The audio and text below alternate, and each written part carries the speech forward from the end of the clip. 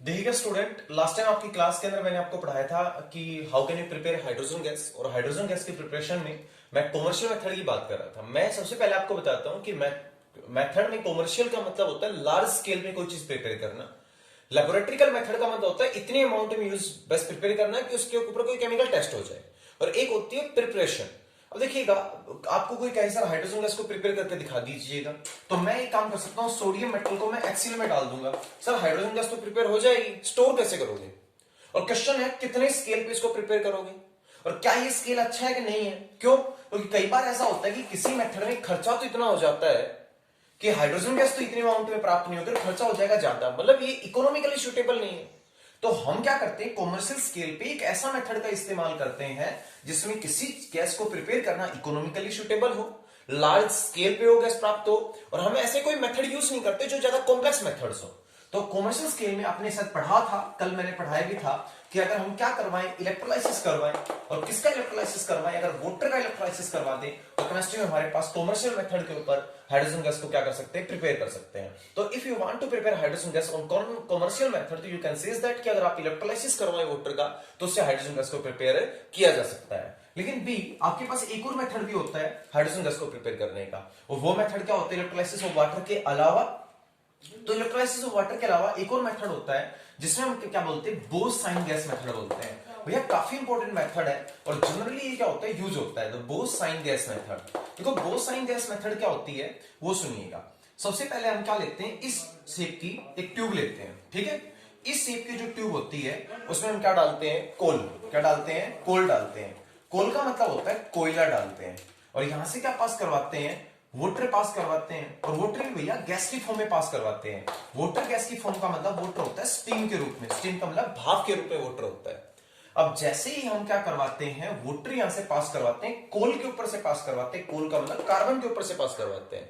तो जनरली ऐसा होता है कि जो कार्बन है ना, वो क्या करता है, वाटर के साथ रिएक्शन करता है। अब वाटर गैस की फॉर्म में श्योर हाई टेम्परेचर के ऊपर है, तो क्या होगा, कोल है वो वाटर के साथ रिएक्शन करेगा और क्या बनाएगा, कार्बन मोनोऑक्साइड प्लस क्या बनाएगा, हाइड्रोजन गैस बनाएगा। क्या बनाएगा? Carbon monoxide plus hydrogen gas बनाएगा। अब यहां पर केमिस्ट्री में carbon monoxide plus hydrogen gas का क्या बनता है, मिक्सचर बनता है। और अगर आप यहां से निकालोगे तो carbon monoxide gas plus hydrogen gas का मिक्सचर निकलेगा, जिसको सेपरेट आउट करना बड़ा डिफिकल्ट होता है। तो सेपरेट आउट करने के लिए क्या करते हैं, इसका एक बार फिर ऑक्सीजन गैस के साथ रिएक्शन करवाते हैं। अब कार्बन मोनोऑक्साइड ज्यादा रिएक्टिव होती है, ऑक्सीजन गैस साथ रिएक्शन करके क्या बना लेती है, CO2। और बेटा यहाँ हाइड्रोजन गैस क्या रह जाती है, अलग रह जाती है। अब CO2 तो वाटर के साथ जुड़कर कार्बोनिक एसिड बनाकर हट अलग हो जाती है, और हाइड्रोजन गैस को हम क्या कर सकते हैं, प्रिपेयर कर सकते हैं। तो मतलब एक मेथड होता है दैट इज बोस-साइन गैस मेथड, उसमें भी हाइड्रोजन गैस को लार्ज मतलब कॉमर्शियल स्केल पे प्रिपेयर किया जा सकता है। बट कॉमर्शियल स्केल पे हाइड्रोजन गैस को प्रिपेयर करने के लिए हमें क्या करना पड़ेगा, हमें एक ट्यूब लेनी पड़ेगी जिसमें हमें कोल कोल मतलब कोयला भरना पड़ेगा, ऊपर से वाटर गैस को पास करवाते, मतलब हाइड्रोजन गैस को क्या, वाटर को क्या करते हैं, स्टीम की फॉर्म में क्या करवाते हैं, यहां से पास करवाते हैं। अब वाटर को अगर हम स्टीम की फॉर्म में पास करवाते हैं, तो वाटर जो स्टीम की फॉर्म में मतलब हाई टेम्परेचर पे होता है, वो कार्बन के साथ रिएक्शन करके क्या बनाता है, एक तो कार्बन मोनोऑक्साइड, और एक क्या बनाता है बेटा, वाटर बनाता है।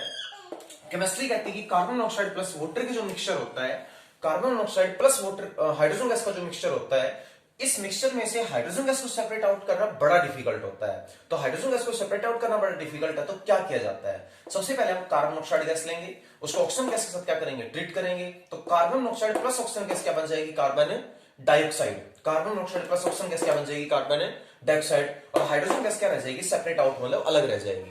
यहां से कार्बन डाइऑक्साइड गैस को एसिड के रूप में अलग कर लेते हैं, और आपके पास क्या प्राप्त हो जाएगी, हाइड्रोजन गैस प्राप्त हो जाएगी। कुछ स्टूडेंट सोच रहे होंगे कार्बन डाइऑक्साइड कैसे एसिड के रूप में अलग होगी, जैसे इसके अंदर वापस वाटर डाला जाता है, कार्बन डाइऑक्साइड गैस को वाटर के साथ मिलकर H2CO3 बनाता है, दैट इज कार्बोनिक एसिड, जो कोल्ड ड्रिंक्स के अंदर यूज होता है। लेकिन हाइड्रोजन गैस वाटर के साथ कंबाइन नहीं हो पाएगी, तो वो अलग रहेगी। तो ये तो लिक्विड में कन्वर्ट हो गया कार्बोनिक एसिड में, CO2 तो गैस की फॉर्म में कौन बची, हाइड्रोजन गैस। हाइड्रोजन गैस को यहां क्या कर लेते हैं, प्राप्त कर लेते हैं। यहाँ बड़ा इंटरेस्टिंग फैक्ट ये होता है कि मोस्ट ऑफ द स्टूडेंट्स यहाँ कंफ्यूज होते हैं। एक को तो केमिस्ट्री में बोलते हैं साइन गैस, क्या बोलते हैं, एक को तो साइन गैस बोलते हैं, और एक को यहाँ पर बोलते हैं वाटर गैस। अब मोस्ट ऑफ द स्टूडेंट्स यहाँ कंफ्यूज रहते हैं कि वाटर गैस क्या होती है और साइन गैस क्या होती है। एक्चुअल में carbon monoxide plus hydrogen gas के मिक्सचर को ही क्या बोलते हैं, साइन गैस, और इसी को क्या बोलते हैं, वाटर गैस बोलते हैं। बट रिमेंबर दैट अगर carbon monoxide and hydrogen gas 1:1 में हो, किसमें हो, 1:1 में हो, तो उसको तो किसका नाम दिया जाता है, वाटर गैस का नाम दिया जाता है। तो अगर carbon monoxide plus hydrogen gas 1:1 में हो तो उसको क्या बोलते हैं, वाटर गैस। लेकिन 1:1 के अलावा किसी अदर रेशियो के अंदर हो तो उसको क्या बोला जाता है, साइन गैस बोला जाता है। मतलब अगर आपने carbon monoxide gas plus hydrogen gas को प्रिपेयर किया और वो 2:3 में हो, 1:2 में हो, 2:1 के अंदर हो तो उसको तो क्या बोलते हैं, साइन गैस। क्या बोलते हैं उसको, तो साइन गैस बोलते हैं। लेकिन अगर वो किसके अंदर प्रेजेंट हो, 1:1 के अंदर प्रेजेंट हो तो उसको केमिस्ट्री में क्या कहा जाता है, वाटर गैस के नाम से जाना जाता है। तो ये आपके पास साइन गैस और वाटर गैस की बात थी जो कि मैं आपको बता चुका हूं। तो कमर्शियल स्केल के ऊपर अगर हमें हाइड्रोजन गैस को प्रिपेयर करना हो तो दो मेथड यूज करते हैं, electrolysis of water and both sign gas method. ये थोड़ा सा कॉम्प्लेक्स है और यहां से बहुत इंपॉर्टेंट क्वेश्चन बनता है कि what is sine gas and what is water gas. Generally student बस ये बोल के रह जाते हैं कि carbon monoxide plus hydrogen gas के मिक्सचर को बोलते हैं। लेकिन रिमेंबर दैट अगर दोनों का रेशियो 1:1 होगा that it is known as water gas, और 1:1 के अलावा कोई अदर रेशियो होगा तो उसको क्या कहा जाता है, साइन गैस के नाम से जाना जाता है। This is the case. Laboratorical method की अगर बात करें तो कॉमर्शियल के अलावा लैबोरेटरिकल मेथड भी होता है। भैया लैबोरेटरिकल मेथड का मतलब होता है आपको लैब में कैसे प्रिपेयर करनी है। अब अगर कोई चीज लैब में प्रिपेयर करनी तो श्योर है उसके आपको टैंक तो भर के तैयार करने नहीं है, आपको सिर्फ इतने अमाउंट में चाहिए कि आप उसका टेस्ट कर सकते हैं कि देयर इज हाइड्रोजन गैस और नॉट। तो सबसे पहले हाइड्रोजन गैस को लैब में प्रिपेयर करने के लिए हम क्या करते हैं बेटा, एक बीकर या एक बोतल बनाते हैं और जो बीकर और जो बोतल बनती है वो किस शेप की होती है, जो बीकर और जो बोतल बनती है वो इस शेप की बोतल और बीकर मानी जाती है। सर इस बोतल और बीकर के अंदर यहां पर हम क्या लगाते हैं, कोर्क लगाते हैं, यहां पर हम क्या भरते हैं, ट्यूब डालते हैं। ठीक है, तो यहां पर हम क्या लगा देंगे, एक बोतल लगा देंगे, कोर्क लगा देंगे, यहां पर एक ट्यूब लगा देंगे और इधर क्या कर देंगे, इसको एक फ्लास्क वगैरह से कनेक्ट कर दिया जाएगा। कर दिया भैया हमने कनेक्ट फ्लास्क वगैरह से। यहां पर फिर हमने क्या लगा दी, कोर्क लगा दी। कोर्क से क्या किया बेटा, यहां पर हमने क्या कर दिया, एक और कनेक्ट कर दी। ठीक है, ट्यूब, और इसको हमने क्या कर दिया, ट्यूब को इधर लेके आ गए, इसको एक पानी के बीकर में डालकर और इसके ऊपर हम क्या लगा देते हैं, टेस्ट ट्यूब क्या कर देते हैं, लगा देते हैं। लगा दी टेस्ट ट्यूब पानी के बीकर में भरकर। अब होता क्या उसके ऊपर बात करते हैं। सबसे पहले हम यहां पर डालते हैं जिंक ग्रेनुल्स। जिंक ग्रेनुल्स क्या होते हैं, जिंक के छोटे छोटे कंकड़ या टुकड़ों को जिंक ग्रेनुल्स का नाम दिया जाता है। तो जिंक के छोटे छोटे टुकड़े डालते हैं, ऊपर से डालते हैं डाइल्यूट सल्फ्यूरिक एसिड। क्या डालते हैं, डाइल्यूट सल्फ्यूरिक एसिड डालते हैं। अब जैसे ऊपर से डाइल्यूट सल्फ्यूरिक एसिड डालेंगे, डाइल्यूट सल्फ्यूरिक एसिड आएगा और इसमें भरना स्टार्ट हो जाएगा। अब zinc is a very reactive metal, it can react with sulphuric acid.